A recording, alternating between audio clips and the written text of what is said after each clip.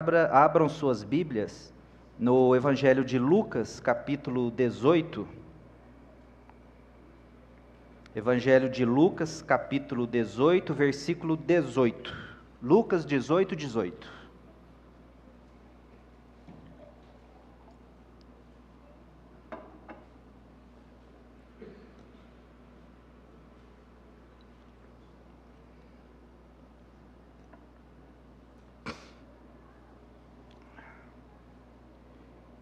Lucas 18, 18, farei a leitura até o verso 30, você pode acompanhar. Diz assim a Escritura Sagrada: Certo homem de posição perguntou-lhe: Bom mestre, que farei para herdar a vida eterna? Respondeu-lhe Jesus: Por que me chamas bom? Ninguém é bom, senão um que é Deus. Sabes os mandamentos: não adulterarás, não matarás, não furtarás, não dirás falso testemunho, honra a teu pai e tua mãe. Replicou ele: Tudo isso tenho observado desde a minha juventude.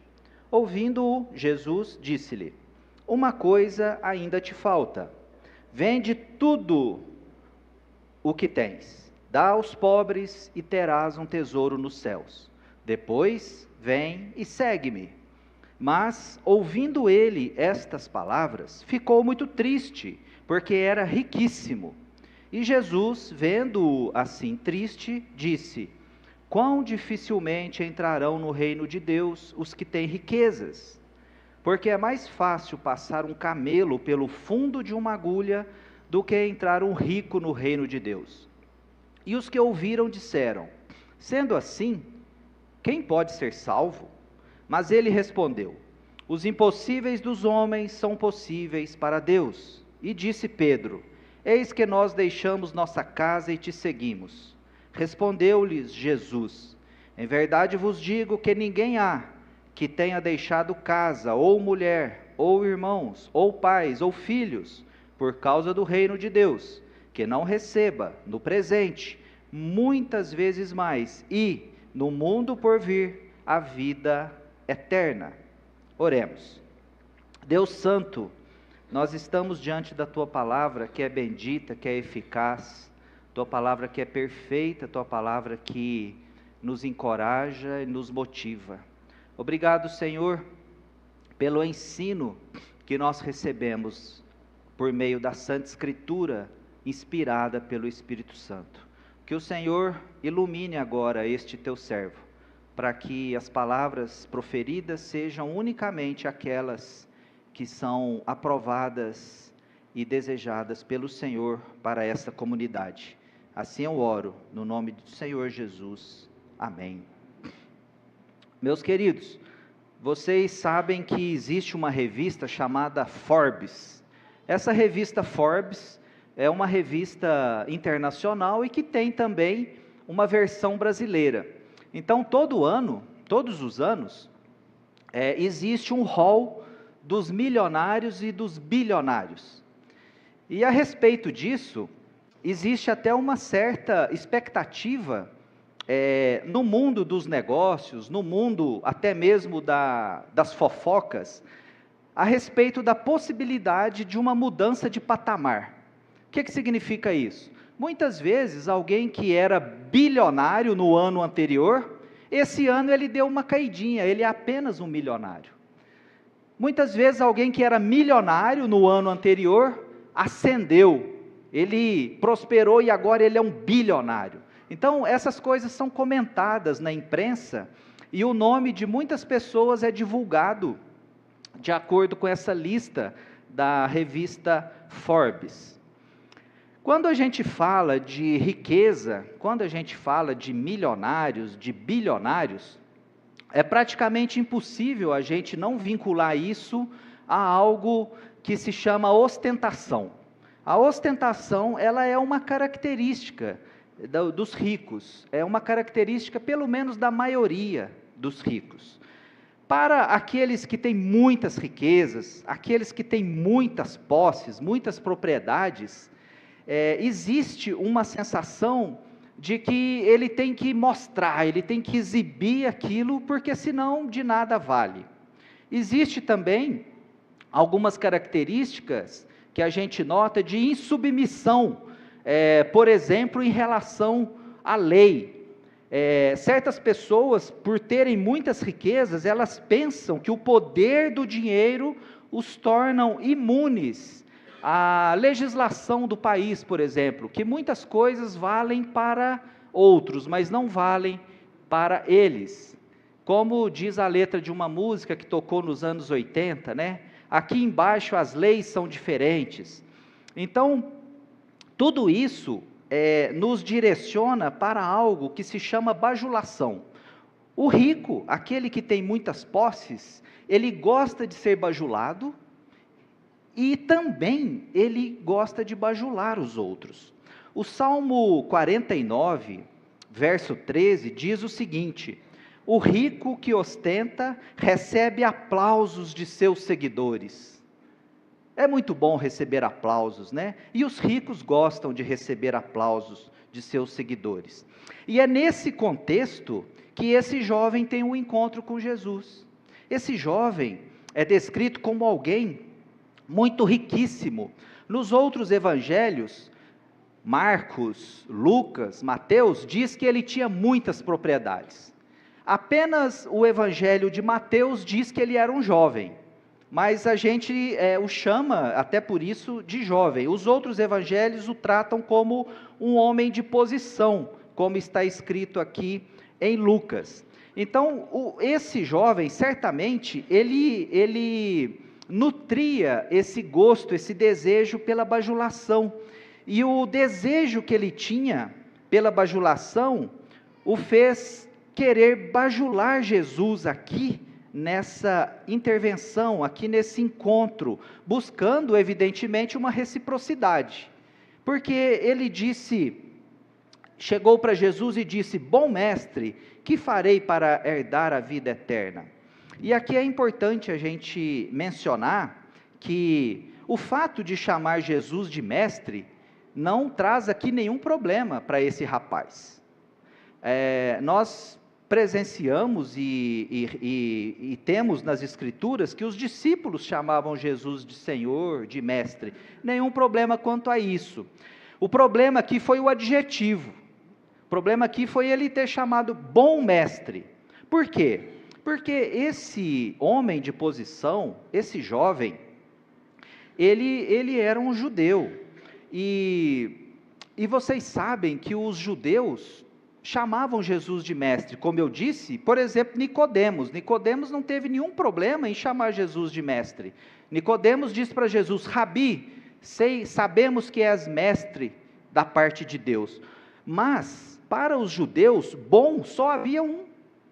Só havia o Senhor, Deus. Naquela ocasião em que aconteceu esse encontro, os judeus, eles estavam ali meio perdidos. A gente nota que pessoas como Nicodemos, como Gamaliel, como José de Arimateia, eles eram discípulos de Jesus, mas eles ficavam de certa forma ocultos, porque eles percebiam que Jesus, ele era da parte de Deus, mas eles ficavam: mas será que Jesus é o Messias? Será que é o Salvador? Então, até aquela ocasião, bom somente um, e foi nesse sentido que Jesus respondeu para ele: por que me chamas de bom? Senão um, ninguém é bom, senão um, que é Deus. Então vejam, meus irmãos, que a intenção daquele jovem era bajular Jesus, chamando ele de bom, certamente com a expectativa de receber um tratamento parecido. Então, quando a gente faz a análise do contexto aqui, dessa abordagem, desse homem a Jesus, a gente nota que havia um interesse daquele jovem pelo discurso de Jesus em relação à vida eterna. Quando a gente analisa os textos anteriores a esse, Jesus estava abençoando as crianças. Jesus havia falado, né? Quem não receber o reino de Deus como uma criança, de maneira alguma entrará nele. Então o tema aqui era a vida eterna. Esse jovem estava diante de uma situação em que Jesus estava relatando a respeito da vinda do reino de Deus, a respeito da vida eterna, e esse discurso de Jesus chamou a atenção desse homem. Esse homem agiu com bajulação, como eu disse, a fim de obter uma resposta condizente com a sua expectativa. Esse homem afirmou que observava todos os mandamentos. Esse homem deparou-se com uma condição, no entanto, inusitada e surpreendente, porque Jesus, depois que colocou para ele a respeito dos mandamentos, disse a ele: mas ainda alguma coisa te falta, uma coisa ainda lhe falta, vende tudo o que tens, dá aos pobres e terás um tesouro nos céus, depois vem e segue-me. A gente, portanto, está aqui diante de uma flagrante quebra de expectativa. Houve uma quebra de expectativa total por parte daquele jovem. Ele tomou aqui uma invertida, como a gente costuma dizer. Ele tomou uma invertida. E no tocante a essa quebra de expectativa, algo semelhante acontece com muitas pessoas, aconteceu no passado e acontece no presente. Vocês se lembram, por exemplo, de como Herodes reagiu ao ver Jesus? Por uma questão de jurisdição, Pilatos encaminhou Jesus para Herodes. Pilatos percebeu ali que Jesus era da Galileia, e ali tinha a questão legal de jurisdição, e encaminhou Jesus para Herodes. Herodes, diz o texto em Lucas 23:8, diz o seguinte: Herodes, vendo a Jesus, muito se alegrou, porque há muito tempo queria vê-lo. Então Herodes queria confirmar tudo aquilo que falavam de Jesus, ele queria confirmar pessoalmente aquilo, então ele se alegrou ao ver Jesus, e confirmar tudo aquilo, os milagres que ele realizava. Mas o fato é que Herodes interrogou Jesus, e Jesus não abriu a boca, Jesus ficou simplesmente em silêncio. Então, houve uma quebra de expectativa nesse encontro de Herodes com Jesus, do mesmo modo que esse jovem aqui se frustrou, quebrou a sua expectativa, Herodes também, porque Jesus permaneceu em silêncio. Essa alegria que Herodes sentia de querer ver Jesus, ela se esvaiu, ela foi embora rapidamente, porque Jesus simplesmente não respondeu o que ele queria, Jesus não mostrou os sinais que ele estava acostumado a fazer para Herodes, e Herodes então falou assim: mas espera aí, esse é o Jesus que eles estão dizendo por aí, que faz tantos milagres, tantas coisas? E então diz o texto que Herodes e seus soldados o ridicularizaram, zombaram de Jesus e o mandaram de volta para Pilatos. Então, meus irmãos, aqui também houve um encontro frustrado com Jesus, também aconteceu uma quebra de expectativa. Diante desses encontros frustrados com Jesus, algumas perguntas precisam ser feitas para a nossa reflexão. Você tem evitado um encontro com Jesus? A gente sabe que há pessoas que admiram alguém, mas ficam apenas rodeando, ficam apenas fazendo rodeios. A pessoa não tem a coragem de se aproximar daquela pessoa a quem ele admira. Você tem evitado o encontro com Jesus? Se não, se você não tem evitado o encontro com Jesus, como foi ou como tem sido esse seu encontro com Jesus? Tem sido um encontro alegre, pelo qual a sua esperança na vida eterna é renovada a cada dia? Tem sido um encontro como o de Herodes ou como esse jovem? É importante a gente refletir a respeito de como tem sido a nossa convivência, o nosso encontro com o Senhor Jesus. Como eu disse, esse jovem, ele esperava ganhar aplausos, mas ele ouviu de Jesus que as suas virtudes espirituais, que os seus bens materiais, que a sua boa vida religiosa e moral não eram suficientes para herdar a vida eterna. Isso mostra claramente que Jesus tocou no ponto fraco daquele homem. Meus irmãos, diante da reação desse jovem, Jesus fez uma consideração, e aí entra pelo verso 24, e Jesus então disse: quão dificilmente entrarão no reino de Deus os que têm riquezas.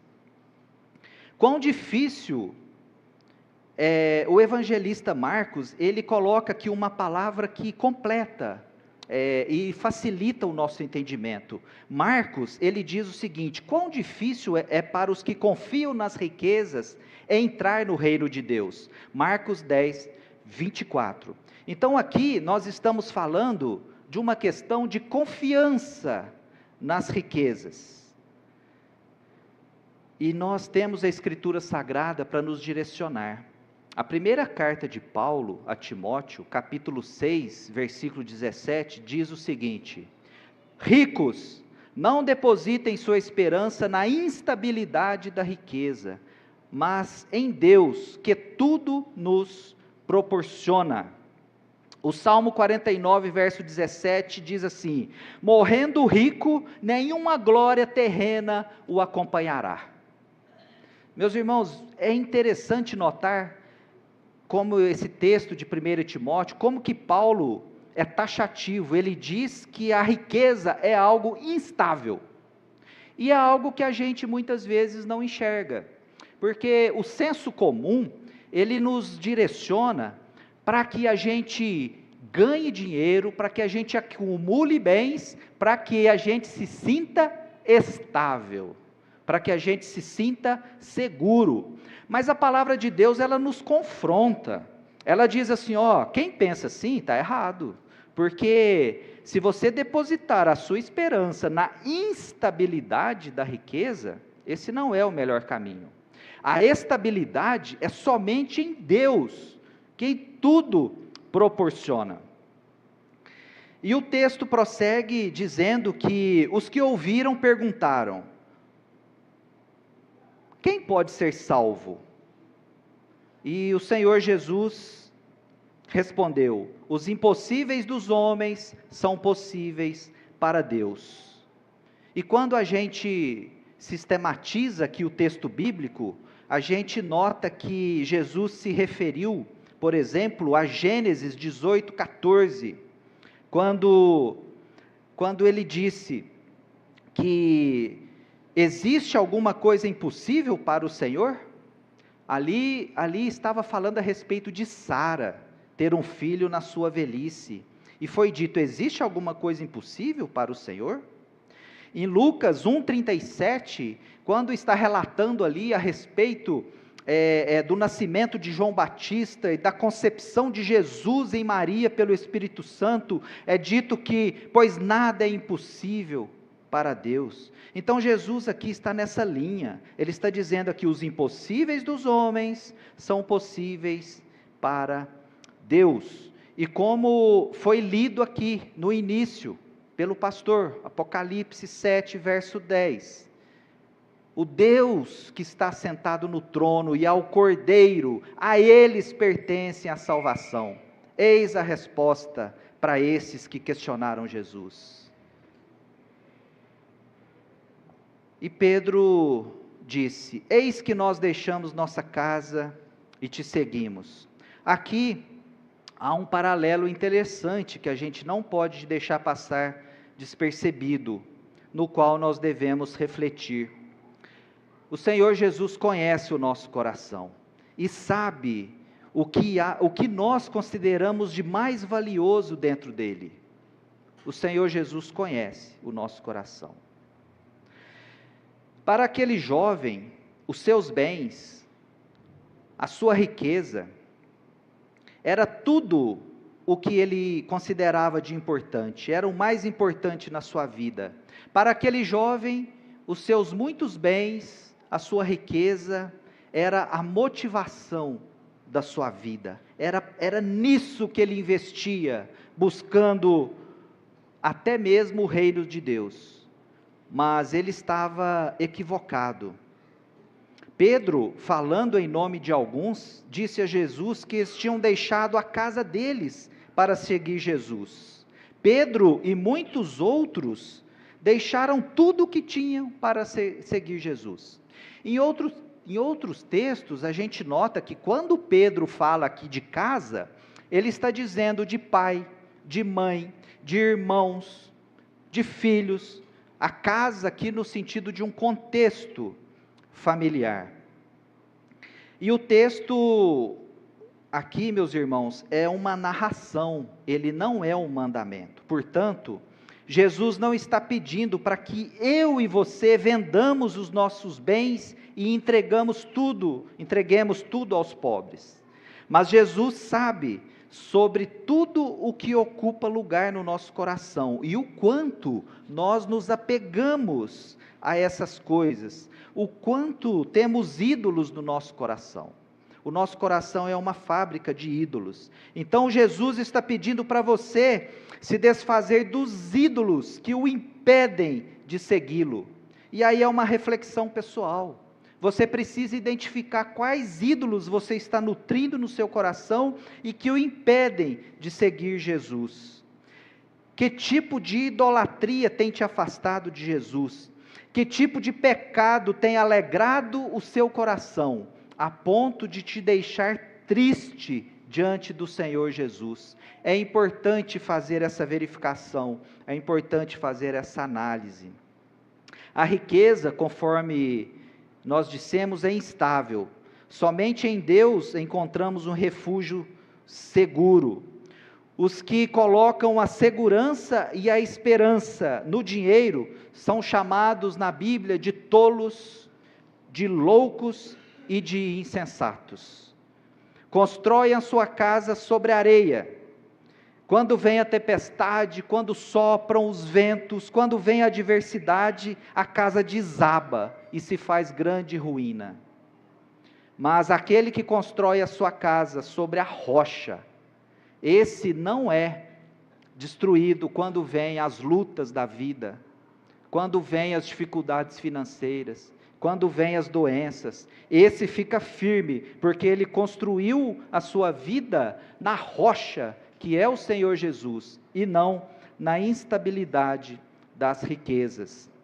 Portanto, como eu havia dito há pouco, nós fazemos um paralelo aqui, que os discípulos e Pedro, eles deixaram tudo o que tinham para seguir Jesus.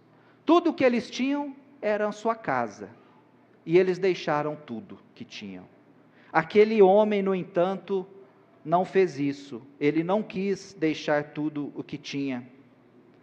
E é importante a gente mencionar no contexto que, no capítulo 16 do próprio livro aqui de Lucas, de 19 a 31, é narrada a passagem entre o rico e o mendigo Lázaro.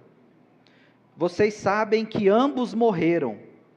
O mendigo era aquele que comia das migalhas do rico. E quando morreram, já no inferno, o rico viu de longe a Lázaro junto do seio de Abraão, e clamou para que fosse ordenado aquele mendigo que molhasse a ponta do dedo para refrescar a língua dele, porque ele já não aguentava mais em tormentos. Mas foi dito a ele que há um abismo muito grande, não há comunicação, ninguém que está no inferno pode vir para cá, nem quem está no céu pode ir para lá. Meus irmãos, esse texto do jovem rico, ele nos permite aplicações importantes, aplicações práticas. E é importante dizer algumas coisas que o texto também não diz. O texto não diz, como eu já mencionei, que devemos vender tudo o que temos para dar aos pobres. Não. O texto não diz que nós devemos fazer isso, ali é uma narração de uma história. O texto não diz que nós devemos vender tudo o que temos e entregar para a igreja, por exemplo. Meus irmãos, eu que sou da área jurídica, eu vejo todos os dias os processos contra algumas igrejas tentando reverter doações. E as pessoas que fazem doações não têm nem vergonha de dizer que fizeram doações milionárias para a igreja, porque lhe foi prometido ganhar em dobro aquilo que eles investiram. Isso é barganha com Deus. Se a pessoa quer arriscar ganhar em dobro, vá para a bolsa de valores, vá fazer outros investimentos. Então ninguém tem que vender o patrimônio para entregar para a igreja. A segunda carta de Pedro 3,16 diz que os ignorantes e instáveis deturpam as escrituras para a própria destruição deles. Então tem gente deturpando a escritura. Outra coisa que o texto não diz é que os pobres deixariam de existir se entregássemos tudo o que temos a eles. Não. O Salmo 49, verso 2 diz: dai ouvidos à palavra, todos juntos, ricos e pobres. João capítulo 12, verso 8 diz: porque os pobres sempre os tendes convosco, mas a mim nem sempre. Sempre haverá pobres. Os pobres, ainda que a gente venda tudo o que temos, não conseguiremos acabar com a pobreza. Meus irmãos, quando Jesus diz que ninguém há que tenha deixado que não receba no presente, muitas vezes mais, essa passagem é a que justifica aquela deturpação que eu comentei. O pessoal usa essa passagem para que a pessoa entregue tudo o que tem para a igreja, para receber, porque Deus daria em dobro. Essa é a passagem, só para contextualizar. Mas Jesus aqui não está falando de bens materiais ou de dinheiro. Quando o texto menciona deixar casa, mulher, irmãos, pai e mãe, essas pessoas, elas deixam tudo para seguir Jesus, deixam tudo para trabalharem em prol do reino de Deus, deixam tudo para evangelizar. E nós podemos contextualizar isso com os missionários que fazem isso. Nós podemos contextualizar com a nossa própria igreja. O pastor e a sua família, eles saíram lá do Espírito Santo e vieram para cá. Por mais que a gente os acolha muito bem e cuide bem deles, certamente eles sentem falta da família. Nós não conseguimos suprir 100% a ausência dos familiares deles. Mas é isso que Deus promete, porque o que Deus promete é que quem faz isso pelo Evangelho, Jesus não vai enriquecer. A promessa de Jesus é não desamparar. O Senhor não desamparará. Por isso, aqueles que deixam casas, missionários, pastores, obreiros, o Senhor Jesus não promete enriquecê-los. O Senhor Jesus promete: não os desampararei. Eu vou dar a você muitas vezes mais. Eu vou dar um povo para cuidar de vocês. É isso o que Jesus está falando. Meus irmãos, é importante dizer que os ricos não estão condenados ao inferno. Também não é isso que o texto diz. Ser rico não é pecado. O pecado está em você colocar o coração na riqueza, em você confiar muito mais na riqueza do que em Deus. É importante deixar claro que a classe social não é meio de salvação e nem de condenação. Certamente há pobres condenados, certamente há ricos salvos. A classe social não é meio de salvação nem de condenação, porque o que o Senhor vê é o coração. E eu quero partir aqui para o encerramento, mencionando que, ao contrário desse jovem rico que saiu triste da presença de Jesus, quando o Senhor mandou ele vender tudo o que tinha, eu me lembrei da primeira multiplicação dos pães. O Evangelho de João, capítulo 6, verso 8, diz que havia ali um rapaz que tinha 5 pães e 2 peixinhos. Era tudo que ele tinha.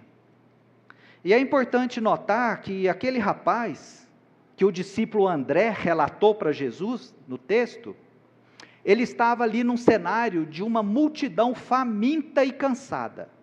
E aquele rapaz, que não é dito o nome, ele tinha 5 pães e 2 peixinhos.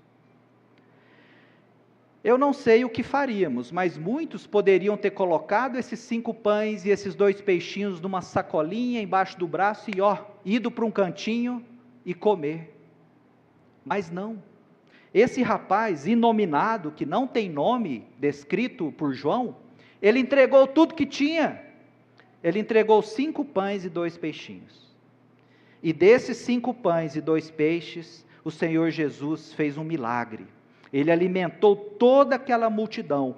Ele saciou a fome de uma multidão faminta e cansada. Por isso, meus irmãos, eu quero que você reflita. Não importa a sua situação financeira, mas aqueles a quem Deus tem dado o privilégio de ter muito, de ter uma situação tranquila, folgada, que você não desenvolva no seu coração o apego. Certa vez alguém disse que aquele que tem pouco, ele vive com muito mais alegria e liberdade do que o que tem muito. Porque tantas e tantas vezes o que tem muito, ele começa a ser afligido pelo medo de perder aquilo. E isso causa um transtorno, causa um pânico, o medo de perder aquilo que conquistou. Então, eu quero dizer para você que nunca deixe de ajudar o próximo. Seja generoso. A generosidade é um dom. Esse rapaz que eu disse, ele tinha 5 pães e 2 peixinhos, era muito pouco. Muitas vezes a maneira como você ajuda alguém, você pode achar que é pouco, mas esse pouco ele se transforma em muito, diante da necessidade de alguém, ou de algumas pessoas. Então, a aplicação prática desse texto é que, muito melhor do que ter o nosso nome no hall da revista Forbes, é ter o nosso nome escrito no livro da vida, conforme está escrito em Apocalipse 20, verso 15, porque todos aqueles que têm o nome escrito no livro da vida, esses gozarão do reino, esses gozarão da vida eterna. O mesmo nós não podemos dizer, ou pelo menos não podemos afirmar, daqueles que simplesmente têm um nome no hall da revista Forbes. Que o Senhor abençoe a vida de cada um de vocês, no nome de Jesus. Amém. Pastor? Se puder, fique de pé, para que possamos orar. Se puder, feche seus olhos.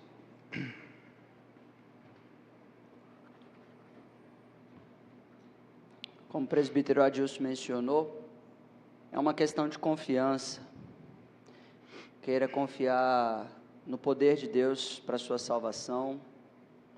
Queira confiar no poder de Deus para inserir o seu nome no livro da vida. Não por méritos, não por força, não por poder, mas simplesmente por Deus ser gracioso e te conceder essa bênção, por causa da misericórdia, por causa do amor dEle. Então queira confiar somente em Deus nesse momento. Deus Pai, em nome de Jesus, diante desse encontro que nós temos com o Senhor, ao ouvir a Tua palavra, a gente quer deixar tudo diante do Senhor nesse momento.